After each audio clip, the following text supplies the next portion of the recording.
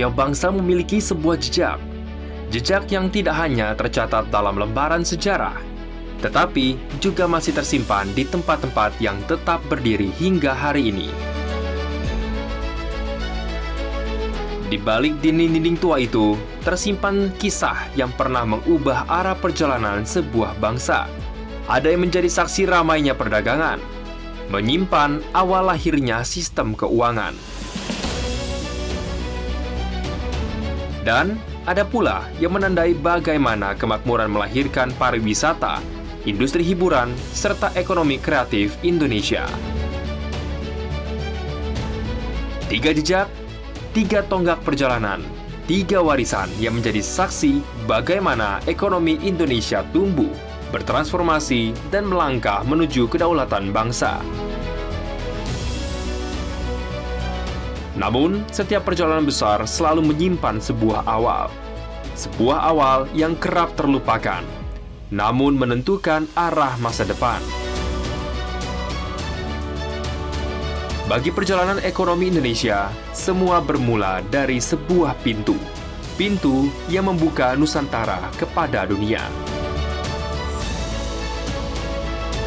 Hari ini, Misteri Hidup akan mengajak Anda menelusuri kembali jejak-jejak tersebut, mengungkap kisah yang masih tersimpan di baliknya. Karena terkadang, untuk memahami kemana sebuah bangsa melangkah, kita harus lebih dulu untuk memahami dari mana perjalanan itu dimulai.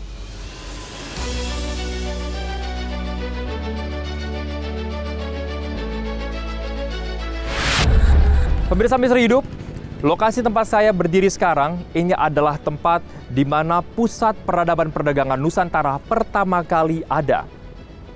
Banyak sekali kapal-kapal yang berasal dari berbagai penjuru dunia hadir untuk melakukan perdagangan di tempat ini.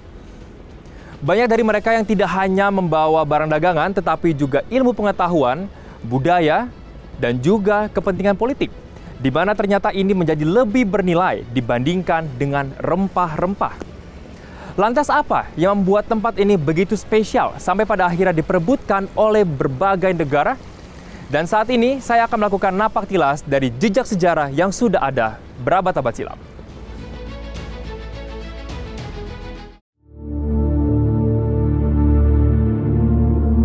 Sebelum Jakarta menuliskan kisahnya sebagai kota besar, kawasan ini telah menyimpan denyut kehidupan yang panjang. Inilah Pelabuhan Sunda Kelapa, sebuah pelabuhan tua yang usianya telah melampaui berdirinya Republik Indonesia. Di balik ketenangannya hari ini, tersembunyi jejak panjang tentang dunia yang pernah datang, berlabuh, dan mencari peruntungannya di tempat ini. Sejarah mencatat, Pelabuhan Sunda Kelapa telah berkembang setidaknya sejak abad ke-12 dan menjadi pelabuhan utama Kerajaan Sunda yang kemudian dikenal sebagai Kerajaan Pajajaran. Letaknya di muara Sungai Ciliwung menjadikan pelabuhan ini memiliki keunggulan yang sulit ditandingi. Dari pedalaman, berbagai hasil bumi mengalir menuju pelabuhan. Dari laut, kapal-kapal besar datang dan berlabuh dengan mudah. Sunda Kelapa pun menjelma menjadi magnet bagi para pedagang dari berbagai peradaban. Jika waktu dapat diputar kembali, kita akan melihat wajah yang sangat berbeda. Teriakan para kuli panggul, pedagang yang menawarkan dagangannya, suara tali kapal yang ditarik, hingga bau rempah-rempah yang memenuhi udara. Semuanya bercampur menjadi satu dalam hiruk-pikuk pelabuhan paling sibuk di Nusantara. Namun, di balik hiruk-pikuk pelabuhan ini tersimpan satu misteri yang jarang dibicarakan. Apa yang sesungguhnya membuat ribuan pedagang dari berbagai penjuru dunia rela menempuh lautan selama berbulan-bulan demi mencapai tempat ini? Apakah semuanya hanya tentang rempah-rempah?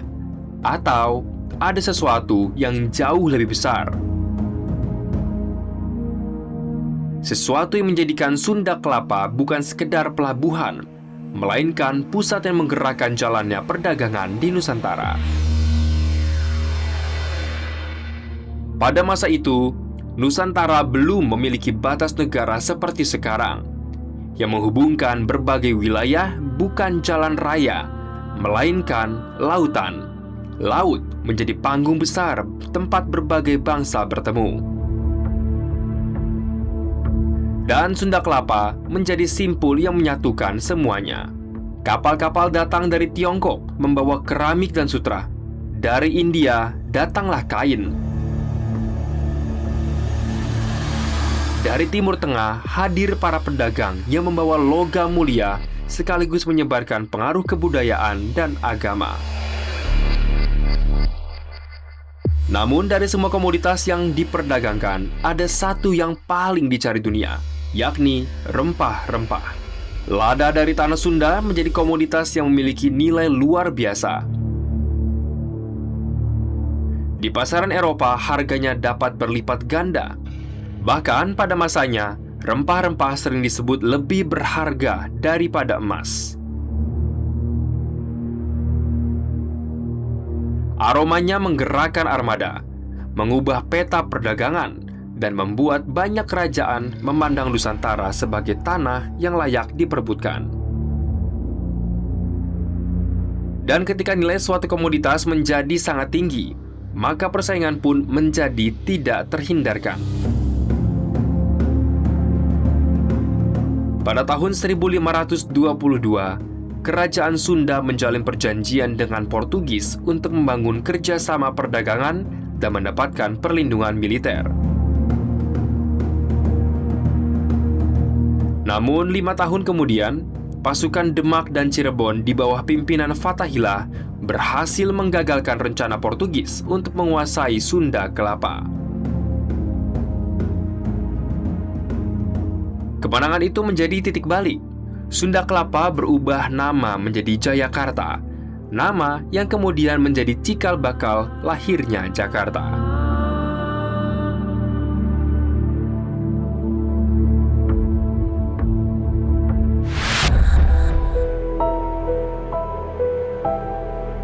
Tak jauh dari pelabuhan ini berdiri Museum Bahari. Dahulu, bangunan ini merupakan gudang penyimpanan rempah-rempah pada masa VOC. Kini, tempat ini menjadi saksi sekaligus pengingat akan kejayaan pelabuhan Sunda Kelapa di masa lalu. Pada awal abad ke-17, VOC datang ke Nusantara. Mereka menyadari bahwa siapapun yang menguasai pelabuhan ini akan memiliki akses terhadap jalur perdagangan paling strategis di kawasan Asia. Di tangan VOC, Jayakarta berubah menjadi Batavia. Pelabuhan Sunda Kelapa berkembang menjadi pusat distribusi rempah-rempah dan berbagai komoditas yang dikirim ke Eropa. Pelabuhan ini bukan hanya menjadi tempat pertukaran barang. Disinilah terjadi pertukaran pengetahuan, teknologi, bahasa, hingga cara berdagang yang mempengaruhi kehidupan masyarakat Nusantara.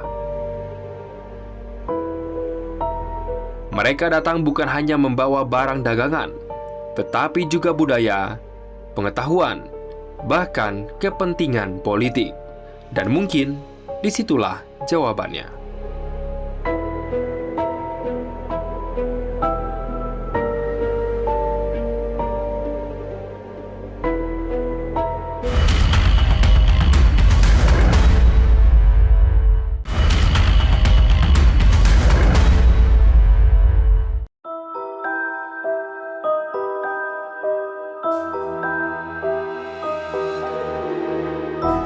Bukan hanya rempah-rempah yang akhirnya membuat Sunda Kelapa ini menjadi rebutan. Mereka datang karena adanya kepercayaan, sebuah kekuatan yang tidak terlihat namun mampu menggerakkan kapal-kapal menembus lautan.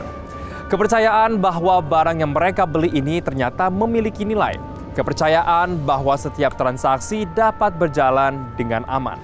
Dan tentunya kepercayaan bahwa perdagangan akan memberikan keuntungan bagi semua pihak. Kepercayaan itulah yang menjadi fondasi tak kasat mata yang menopang ramainya pelabuhan ini. Dan tentunya pemirsa, dari sinilah kita belajar satu hal. Perdagangan ini tidak hanya dibangun oleh komoditas. Perdagangan dibangun oleh kepercayaan dan ketika kepercayaan tersebut tumbuh, perdagangan pun mengalir dengan sendirinya. Dan ketika perdagangan terus berkembang, kepercayaan itu pun membutuhkan sebuah sistem yang lebih kuat. Sebuah sistem yang menjaga nilai, mengatur peredaran uang, dan memberikan kepastian bagi perekonomian. Seolah menjadi jangkar yang menjaga agar roda perdagangan tetap berputar. Perjalanan itulah yang akan membawa kita menuju ke jejak berikutnya, yakni sebuah bangunan bersejarah di kawasan Kota Tua yang menjadi saksi lahirnya sistem keuangan dan kedaulatan moneter Indonesia. Tempat di mana kepercayaan tidak lagi hanya menjadi sebuah gagasan, melainkan menjelma menjadi sebuah lembaga, yakni Museum Bank Indonesia.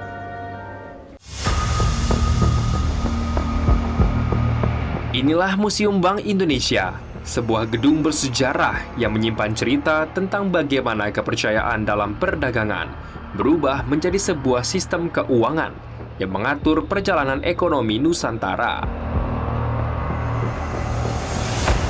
Sebelum dikenal sebagai Museum Bank Indonesia, gedung ini adalah De Javase Bank, sebuah bank sirkulasi yang didirikan pada tanggal 24 Januari tahun 1828 atas persetujuan Raja Willem pertama dari Belanda. Kehadirannya bukan sekedar untuk mencetak dan mengedarkan uang, melainkan untuk menjaga kelancaran perdagangan dan mendukung kepentingan ekonomi pemerintah kolonial di Nusantara.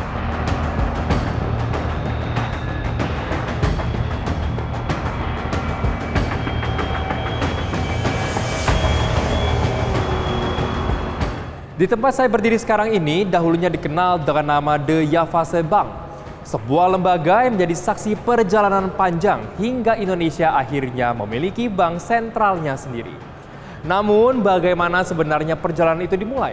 Dan mengapa bangunan ini menjadi salah satu simbol kedaulatan ekonomi Indonesia? Mari kita simak perjalanannya.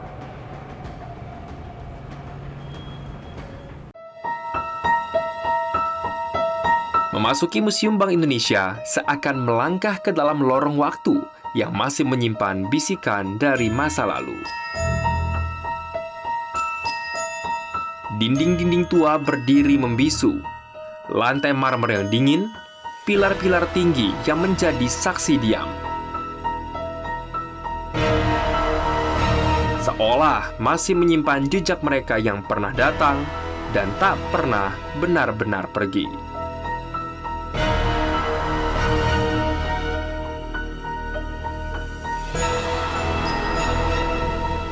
Pemirsa Misteri Hidup, di balik kemegahan bangunan bergaya Eropa yang berdiri tegak di kawasan Kota Tua Jakarta ini, ternyata tersimpan jejak panjang perjalanan ekonomi Indonesia.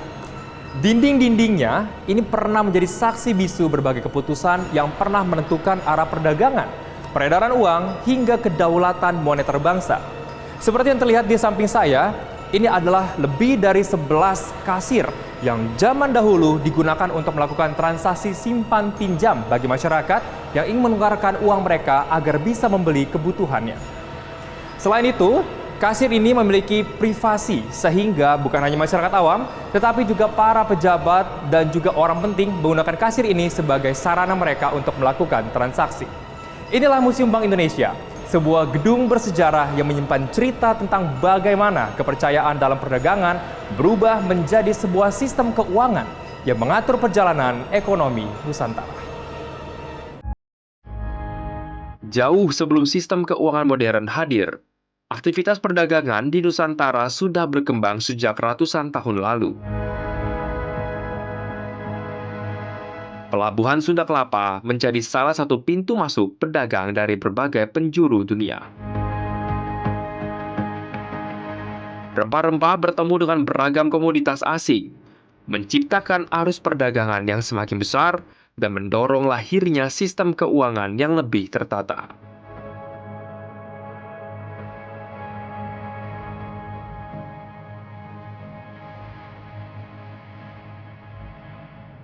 Nah, pemirsa, saya akan mengajak Anda untuk melihat bagaimana pada akhirnya evolusi sistem keuangan di Indonesia ini berjalan, tentunya melalui tayangan imersif yang ada di belakang saya ini.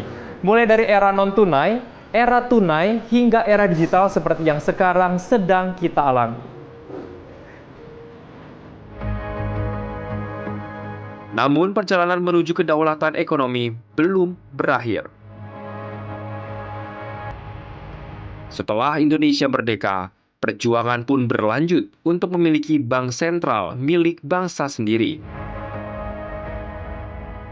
Melalui proses yang panjang, hingga akhirnya Daya-Fase Bank dinasionalisasi.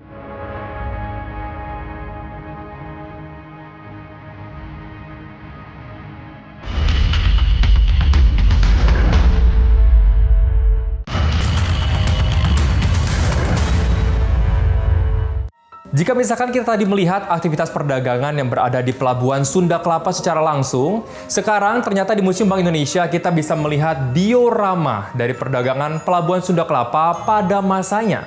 Ramainya aktivitas perdagangan di Pelabuhan Sunda Kelapa ini melahirkan kompleksitas transaksi yang terjadi. Dan disinilah ternyata Bank Indonesia ini hadir sebagai jawaban atas pesatnya perkembangan ekonomi di Pelabuhan Sunda Kelapa hingga pada akhirnya kebutuhan ekonomi yang lebih kompleks untuk Hindia Belanda. Kita akan melihat sebenarnya ada apa saja yang di diorama ini. Pertama kita melihat adanya simulasi perdagangan seperti pada zaman dahulu. Kemudian ada komoditas-komoditas yang ditawarkan, dijajakan baik dari dalam negeri hingga menuju ke luar negeri. Dan juga di sini ada miniatur kapal dagang yang digunakan pada masa itu. Jika Pelabuhan Sunda Kelapa ini mempertemukan para pedagang dari berbagai penjuru dunia, maka gedung ini menjadi tempat di mana nilai setiap hasil dagang itu dihitung, dicatat, dan juga diatur. Menjadi satu pintu untuk masuk ke perdagangan, sedangkan yang lainnya ini menjadi pusat yang menjaga agar roda ekonomi terus berputar.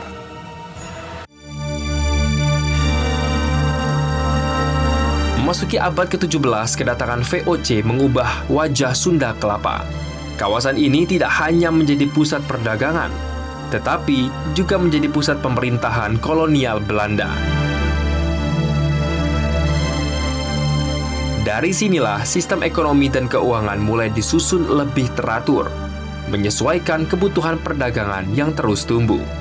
Pada tahun 1746, hadirlah Bank Van Koren, lembaga keuangan yang memberikan pinjaman dengan jaminan berupa emas, perak, dan barang-barang berharga. Beberapa tahun kemudian, lembaga ini berkembang menjadi De Bank Van Koren en Bank van Lening, yang bertugas memberikan pinjaman kepada pegawai VOC. Namun sistem yang belum stabil membuat lembaga ini gagal bertahan dan akhirnya tutup. Perjalanan itu pun belum berakhir.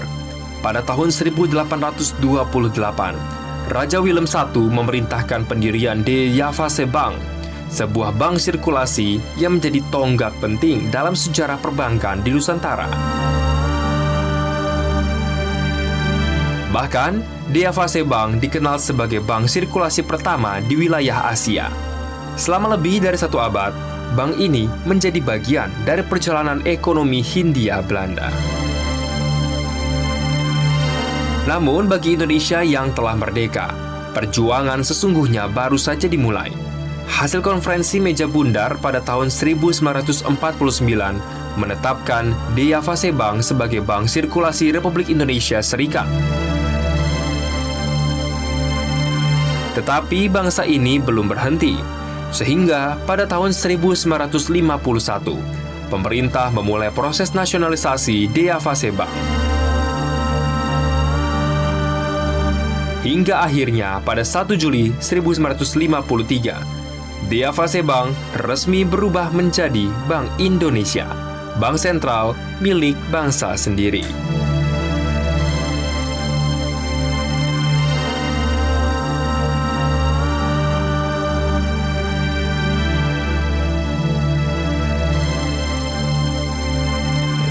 Nah pemirsa, saya sekarang akan mengajak Anda untuk melihat transisi dari masa Daya-Fase Bank menuju ke Bank Indonesia. Namun yang menjadi pertanyaan pertama ini adalah kenapa ada diorama tentara dengan pohon di belakangnya? Nah, ternyata di tahun 1949, lebih tepatnya di akhir tahun tersebut, diadakan konferensi meja bundar atau KMB, dan di poinnya disertakan bahwa nantinya The Javase Bank ini nanti akan dinasionalisasi menjadi Bank Indonesia. Pada saat itu, Bank Indonesia masih belum memiliki pemodalan, sehingga komoditas unggul pada masa tersebut, yakni pohon karet, menjadi salah satu sumber pendapatan dan juga pemodalan bagi bank sentral yang baru berdiri. Momen ini bukan sekedar pergantian nama sebuah lembaga, melainkan tanda bahwa Indonesia telah menempatkan ekonominya sendiri. Sebuah bangsa yang merdeka membutuhkan lembaga yang mampu menjaga stabilitas nilai uang, mengatur kebijakan moneter, dan menjadi penjaga kepercayaan terhadap perekonomian nasional. Di antara ratusan koleksi yang tersimpan di museum ini, terdapat satu benda yang diam-diam menyimpan sebuah kisah besar. Sekilas, ia hanya lembaran uang biasa, yaitu ori. Uang Republik Indonesia. Uang pertama yang diterbitkan oleh Republik Indonesia setelah kemerdekaan. Meskipun bukan diterbitkan oleh Bank Indonesia, ori menjadi simbol bahwa sebuah negara yang merdeka harus memiliki mata uangnya sendiri. Sebagaimana yang pernah disampaikan oleh Bung Hatta, bahwa mata uang adalah lambang kemandirian dan kedaulatan ekonomi suatu bangsa.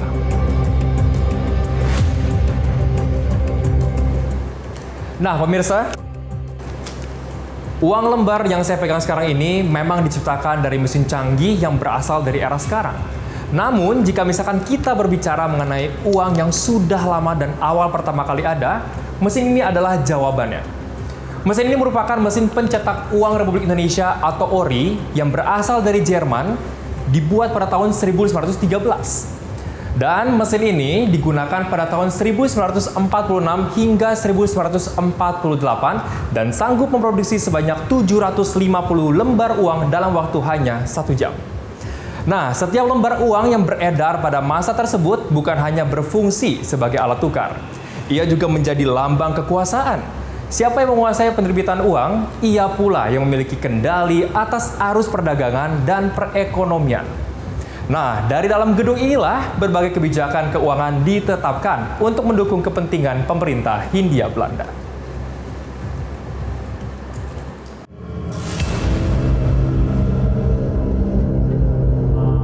Di balik keindahan arsitekturnya, selain kita bisa melihat mesin pencetak uang, terdapat mesin penghitung uang kertas dan logam, bahkan mesin pelebur uang yang tidak layak edar. Namun, ada satu ruangan yang menyimpan atmosfer berbeda, yakni ruang berangkas, yang dahulu digunakan untuk menyimpan uang, logam mulia, dan berbagai dokumen negara. Hingga hari ini, suasana di dalamnya masih terasa seperti masa lalu. Udara dingin, bau khas ruangan, serta kesan tertutupnya seakan membawa kita kembali ke masa ketika berangkas ini masih berfungsi. Ruangan ini dibangun dengan sistem pengaman berlapis, mulai dari pintu besi hingga dinding labirin. Sebuah rancangan yang membuat siapapun yang masuk ke dalamnya tidak akan mudah menemukan jalan keluar. Tetapi, misteri terbesar dari gedung ini bukanlah tentang bisikan atau langkah kaki yang konon terdengar di malam hari, melainkan tentang bagaimana sebuah bangunan yang pernah menjadi lambang kekuasaan ekonomi kolonial, kemudian berubah menjadi simbol kedaulatan moneter Indonesia. Museum Bank Indonesia membawa kita menyaksikan bagaimana perdagangan itu melahirkan sebuah sistem keuangan yang menjadi fondasi kedaulatan moneter bangsa. Namun, sebuah pertanyaan kembali muncul. Setelah perdagangan berkembang dan sistem keuangan berdiri, kemanakah arah perjalanan sebuah bangsa? Jawabannya tidak hanya tersimpan dalam angka pertumbuhan ekonomi atau stabilnya nilai mata uang, melainkan terlihat dari satu hal yang lebih besar, yakni ketika hasil pembangunan itu kembali kepada masyarakat. Ketika perekonomian semakin bertumbuh, kebutuhan manusia pun ikut berubah. Tidak lagi hanya berdagang atau menyimpan hasilnya, tetapi juga mencari ruang untuk beristirahat, berkumpul, berkreasi, dan menikmati hasil pembangunan. Dari sinilah babak baru perjalanan ekonomi Indonesia dimulai. Ekonomi tidak hanya lagi berbicara tentang komoditas dan perbankan, tetapi juga tentang pariwisata, industri hiburan, dan ekonomi kreatif yang memberikan nilai tambah bagi bangsa. Menariknya, perjalanan itu masih berada di pesisir utara Jakarta, tidak jauh dari Pelabuhan Sunda Kelapa dan Museum Bank Indonesia. Terbentang sebuah kawasan yang dulunya berupa rawa dan hutan bakau. Kini, kawasan tersebut telah berubah menjadi ikon pariwisata Indonesia, yakni Taman Impian Jaya Ancol, Dunia Fantasi atau Dufan.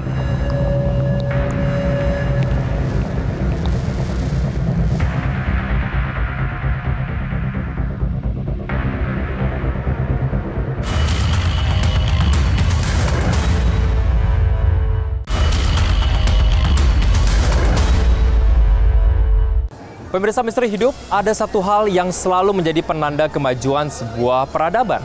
Bukan hanya tentang gedung-gedung tinggi menjulang ataupun jalan-jalan besar yang membentang, melainkan ketika sebuah bangsa mampu menciptakan ruang bagi masyarakatnya untuk tersenyum, berkumpul, dan menikmati kehidupan. Namun, di setiap tempat besar selalu menyimpan jejak yang tidak langsung terlihat. Ada waktu yang bekerja dalam diam, ada gagasan yang perlahan tumbuh, dan ada sebuah perjalanan panjang yang membentuknya menjadi apa yang kita lihat pada hari ini. Di hadapan kita saat ini berdiri Taman Rekreasi Impian Jaya Ancol, sebuah kawasan yang menjadi bagian dari kenangan jutaan masyarakat Indonesia. Sekilas tempat ini adalah ruang hiburan dengan beragam destinasi dan juga wahana. Namun di balik riuh tawa pengunjung ternyata tersimpan kisah besar tentang mimpi, perubahan, dan perjalanan sebuah bangsa. Mungkin disinilah misteri yang sesungguhnya berada.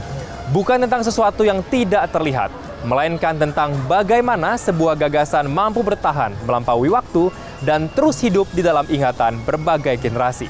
Lalu bagaimana semua perjalanan besar itu dimulai dan apa yang menjadikan Ancol terus menjadi bagian dari cerita masyarakat Indonesia hingga saat ini? Tentunya kita akan langsung membahasnya bersama dengan Senior Vice President PT Pembangunan Jaya Ancol, Bapak Budi Arianto.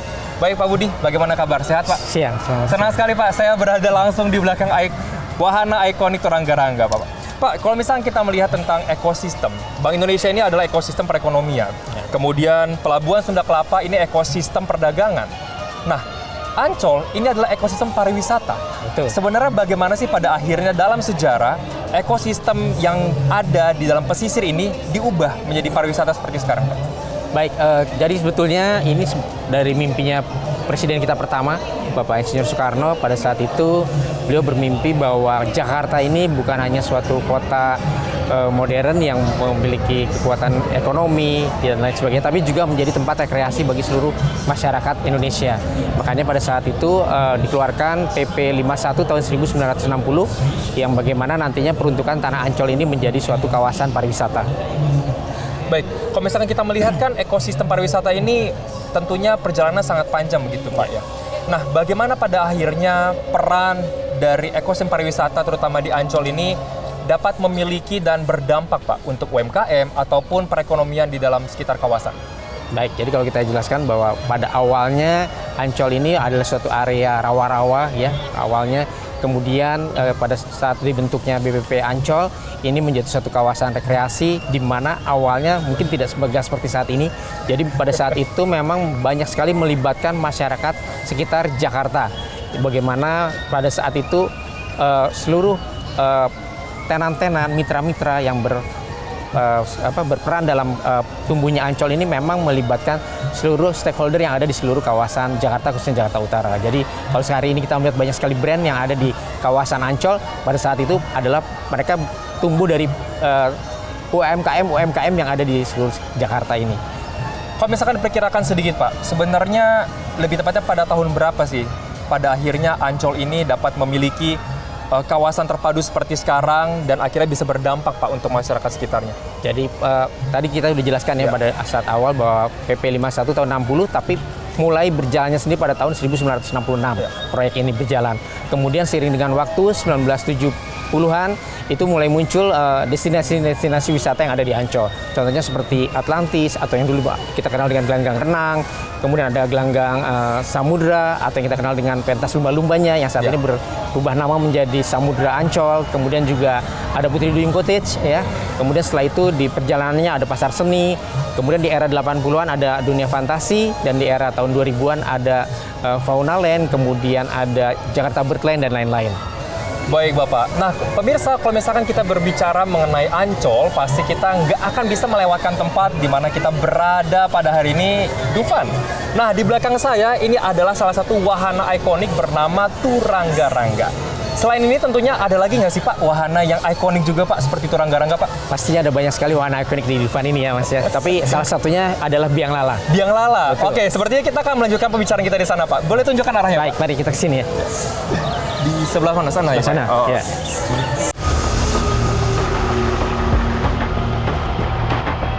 Inilah salah satu misteri yang menarik, bahwa sebuah tempat ternyata mampu hidup jauh lebih lama daripada orang-orang yang pernah datang mengunjunginya. Bangunannya boleh berubah, wahananya boleh berganti, tetapi cerita akan selalu menemukan jalan untuk tetap tinggal. Dan mungkin itulah alasan mengapa Ancol tidak sekedar menjadi tempat rekreasi. Ia menjadi ruang, tempat waktu menitipkan kenangan kepada setiap manusia yang pernah singgah. Misteri hidup tidak selalu bersemayam di tempat-tempat yang gelap. Terkadang ia hadir dalam perjalanan waktu yang mampu mengubah wajah sebuah tempat tanpa menghilangkan jejak masa lalunya. Jauh sebelum gemuruh tawa pengunjung memenuhi kawasan ini, Dufan hanyalah bagian dari pesisir di utara Jakarta. Rawa tambak dan hutan bakau menjadi wajah aslinya. Tidak banyak yang menyangka bahwa dari tanah yang sederhana inilah akan lahir salah satu ikon pariwisata dan industri hiburan terbesar di Indonesia dari generasi ke generasi. Sebuah perubahan besar dimulai pada awal era 60-an. Presiden Soekarno memiliki gagasan agar Jakarta tidak hanya tumbuh sebagai pusat pemerintahan dan ekonomi, tetapi juga menjadi kota modern yang memiliki ruang rekreasi bagi masyarakatnya. Gagasan tersebut kemudian diperkuat melalui Peraturan Pemerintah Nomor 51 Tahun 1960 tentang peruntukan Tanah Ancol.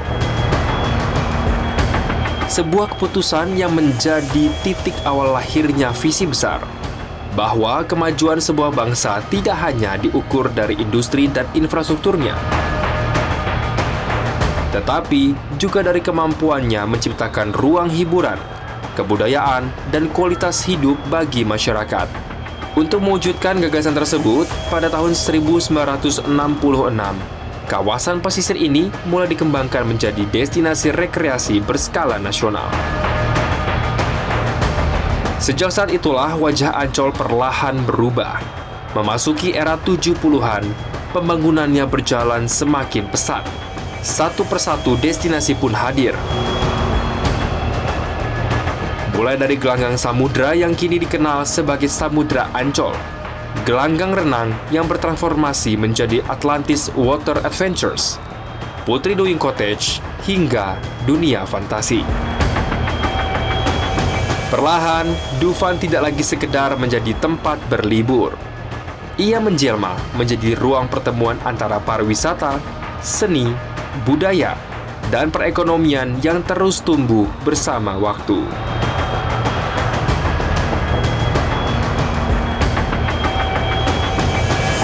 Ya, Ya, pemirsa dan juga Pak Budi, kita sudah sampai Pak ya? Ya, di Biang Lala. Betul Mas Reva. Berapa sih Pak tingginya Pak? Saya penasaran loh dari dulu nih. Jadi tingginya kurang lebih adalah 72 meter Mas ini. Dan dia punya kurang lebih ada 38 gondola di dalamnya. 38 gondola di Betul. dalamnya. Nah, kalau misalkan kita berbicara mengenai wahana ikonik seperti Biang Lala Pak, ada berapa wahana ikonik yang di Dufan ini Pak? Jadi sebenarnya kalau kita bicara wahana ikonik, sejarah berdirinya Dufan itu memang kita membuat Dufan ini seperti suatu kawasan yang ada di dunia. Jadi ada 8 kawasan yang itu menyebutkan area-area negara. Bahkan kalau Indonesia ada diwakili oleh Jakarta dan Indonesia. Nah, ini masing-masing kawasan ini ada wahana-wahana ikoniknya, Mas Reva. Baik. Kenapa sih pada akhirnya pihak dari dunia fantasi ini bilang ada 8 wilayah atau 8 benua nih Pak yang menjadi tematik dari taman bermain ini Pak? Ya, jadi kita berharap pada saat pengunjung masuk datang ke Dufan khususnya, mereka akan menikmati kayak jalan around the world gitu ya. Jadi dari mulai masuk, gerbang Jakarta, Indonesia, Asia, kemudian Hikayat, Yunani, Eropa, Amerika, Afrika, dan yang terbaru adalah kawasan dunia kartun. Ada berapa wahana sih Pak total yang berada di dalam dunia fantasi? Di dunia fantasi ini kita ada 31 wahana dan ada 2 wahana show. Wahana show? Iya, betul. Apa tuh Pak keunggulan dari wahana show dibandingkan dengan wahana seperti ini Pak? Jadi kalau wahana ini kan betul-betul ride gitu ya, memanfaatkan teknologi. Jadi kalau show itu memang memadukan antara teknologi, kemudian juga performan dari talent-talent yang kita punya. Jadi masih kita ini punya studio fantasi.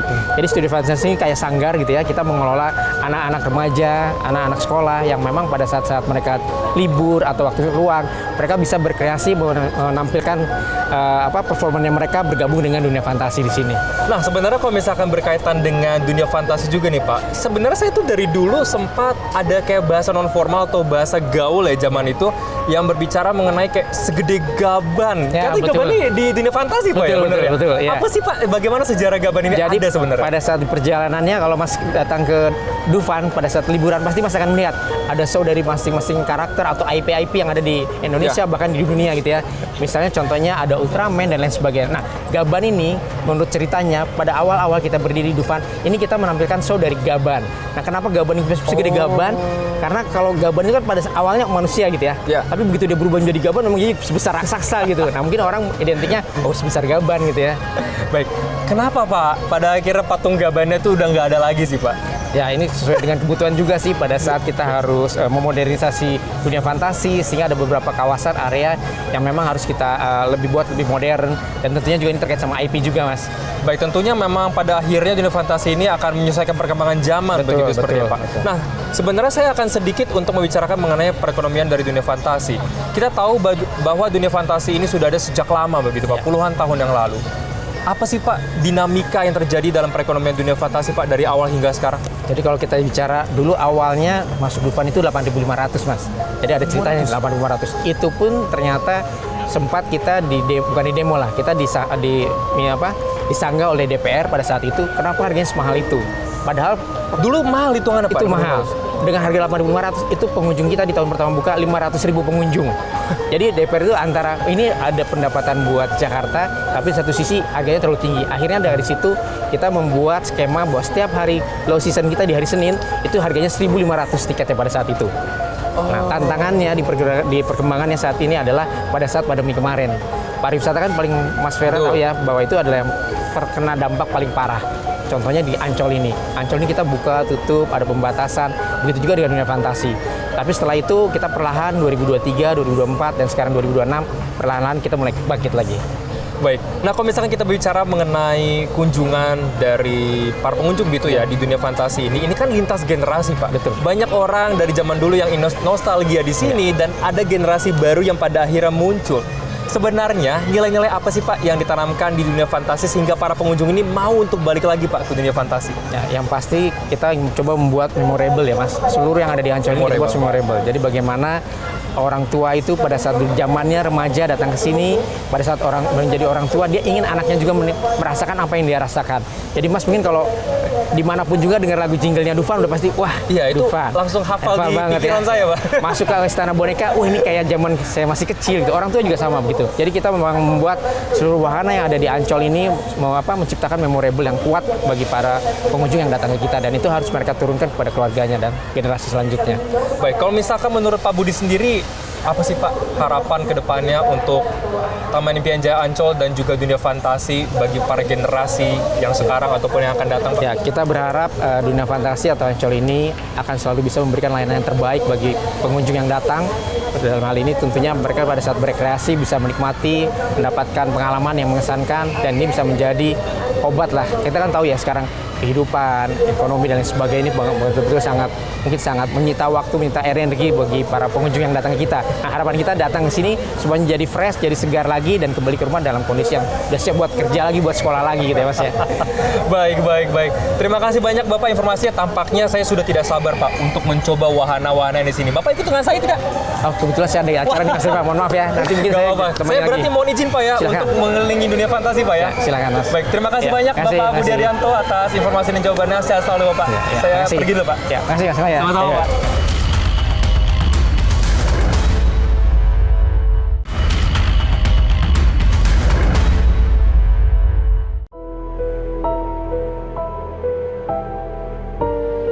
Saat wahana mulai bergerak dan meluncur ke udara, jantung seakan ikut terbawa dalam perjalanan ini.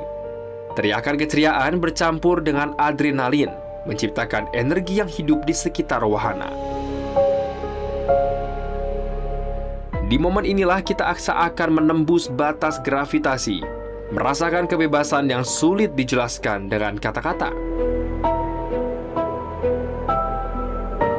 Dari atas ketinggian wahana ekstrim ini, dunia fantasi terlihat seperti negeri dongeng yang hidup di dunia nyata. Struktur besi dan mesin canggih bergerak harmonis, seolah menjadi tarian modern yang membawa setiap pengunjung pada pengalaman penuh tantangan. Hembusan angin yang menerpa wajah saat tubuh melintasi ketinggian dengan kecepatan tinggi, menciptakan sensasi yang sulit untuk dilupakan. Disinilah rasa takut dan takjub pun bertemu, mengubah ketegangan menjadi kebahagiaan. Dari ketinggian ini, mata kita disuguhi perpaduan gemerlap kota, luasnya lautan, dan cahaya wahana di bawah sana. Sebuah pemandangan yang hanya bisa dirasakan dari tempat ini. Inilah salah satu misteri dari rekayasa modern. Bagaimana sebuah mesin mampu mengubah rasa takut menjadi pengalaman yang penuh kesenangan dan kenangan. Gelak tawa dan teriakan para pengunjung menjadi simfoni keceriaan yang memenuhi udara. Di balik ketegangan yang terlihat, tersimpan kebahagiaan sederhana yang membuat setiap detik terasa berbeda. Tiap wahana di Dufan memiliki karakternya sendiri. Ada wahana yang membawa kita dalam petualangan naratif dengan keindahan visual, dan ada pula wahana yang menuntut keberanian kita untuk menantang ketinggian. Dengan ketepatan fungsi mesin dengan desain yang megah, wahana-wahana ini berhasil menciptakan sensasi keajaiban yang selalu dinanti. Meluncur deras dengan kecepatan tinggi seakan menghapus semua rasa lelah dan menggantinya dengan rasa kagum. Dufan dengan segala wahananya bukan hanya taman bermain, tapi sebuah panggung keajaiban di mana kita semua bisa kembali merasakan sensasi keceriaan masa kecil yang begitu indah. Ada sesuatu yang sulit dijelaskan dengan kata-kata. Seolah waktu berjalan lebih lambat di tempat ini. Setiap langkah terasa mengajak kita berhenti sejenak untuk menikmati keindahan yang selama ini mungkin terlewatkan. Alunan musik yang mengalir dari berbagai wahana menyatu dengan desir angin, menciptakan sebuah harmoni yang tidak hanya terdengar, tetapi juga terasa di balik setiap pengunjung. Setiap sudut dunia fantasi seakan menyimpan cerita yang berbeda. Cerita tentang pertemuan, keberanian, harapan, dan kenangan yang pernah ditinggalkan oleh mereka yang datang sebelum kita. Mungkin itulah keajaiban sebenarnya dari tempat ini. Bukan hanya wahana memacu adrenalin, melainkan kemampuannya menyimpan jutaan cerita dalam satu ruang yang sama dan menghidupkannya kembali setiap kali malam datang. Dunia fantasi mungkin berdiri karena rancangan manusia, tetapi kehidupan yang mengalir di dalamnya lahir dari jutaan cerita yang tidak pernah sama. Setiap hari selalu ada tawa yang baru, selalu ada rasa takut yang berhasil dikalahkan, selalu ada keberanian yang tumbuh saat seseorang memutuskan menaiki wahana untuk pertama kalinya. Mungkin itulah sebabnya waktu terasa berjalan berbeda di tempat ini. Anak-anak datang dengan mata penuh rasa ingin tahu. Lalu bertahun-tahun kemudian mereka kembali bukan lagi sebagai anak kecil, tetapi sebagai orang tua yang menggenggam tangan anaknya sendiri. Tanpa disadari, waktu telah menyelesaikan putarannya. Dan dunia fantasi tetap berada di tempat yang sama, menjadi saksi bisu bagaimana kehidupan terus bergerak, seolah setiap sudutnya menyimpan gema tawa dari masa lalu yang tidak pernah benar-benar menghilang.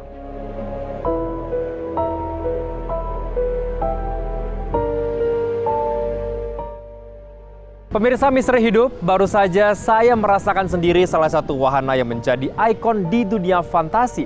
Di balik gemuruh adrenalin dan riuh tawa pengunjung, tersimpan sebuah kisah yang jauh lebih besar dari sekedar hiburan. Siapa yang menyangka kawasan yang dulunya hening disapu angin pesisir, kini menjelma menjadi tempat di mana jutaan tawa bertemu. Dan tentunya kenangan terus dilahirkan oleh waktu. Mungkin inilah misteri yang sesungguhnya, bukan tentang apa yang tersembunyi di balik setiap wahana, melainkan tentang bagaimana sebuah gagasan besar mampu bertahan melintasi zaman, menggerakkan kehidupan, dan menjadi bagian dari perjalanan peradaban bangsa. Hari ini kita telah menyaksikan 3 jejak dalam satu Mahayuga.